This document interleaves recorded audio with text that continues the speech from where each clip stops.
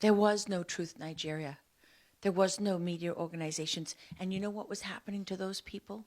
To Lawrence and Masara Kim and all of them? The journalists sitting in the big capital cities, the big cities and in the capital, who were taking the line from the government and didn't have the courage or the integrity or the professionalism or the character or the motivation to go to those frontline villages. They just bought the line from the government that it wasn't really happening, and they bought the line from the US State Department that this is nomadic tribesmen being forced to move from climate change.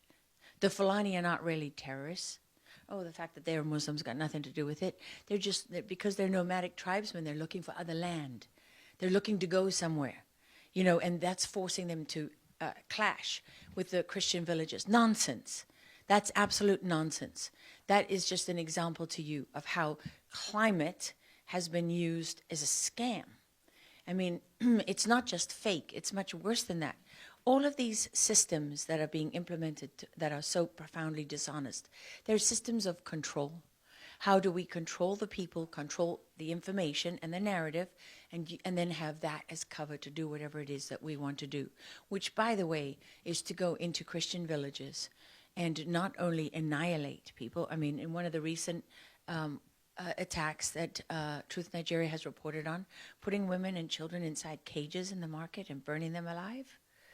I mean, I was sitting down to dinner in my hometown in Texas one Friday night years ago. My husband was with me. It was when we were trying to get the Sound of Freedom was being blocked because people didn't want child trafficking to be a conversation everyone was having. And we were doing our best to help get that movie put out. And I got a video. I showed it to my husband as we sat down. He couldn't eat. And it was a young 18-year-old, 17, 18-year-old girl from Nigeria who was pulled from one of the villages. And as they were slicing off her head, they were digging her baby out of her tummy. And she was well advanced in pregnancy.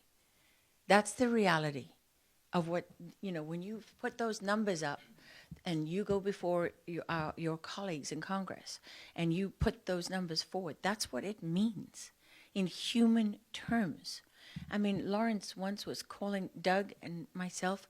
He's sitting in the back of a meat wagon on the bodies of his friends and neighbors with malaria. Remember, after that he went out with malaria for weeks. I mean, these the courage of the people who are on the front lines reporting this cannot be overstated. But the challenge that they face is that the media itself denies the reality that they see and report on with their own eyes and ears. I mean, that's without conscience.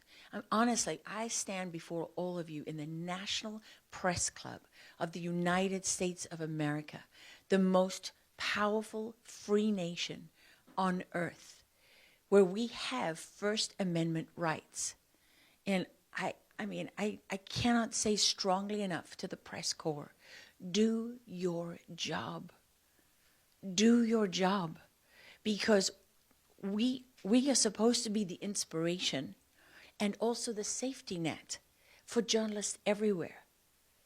It is truly without conscience that you can witness the execution of people and have it denied because journalists are too lazy, too corrupt, too stupid, too cowardly to stand up and tell the truth.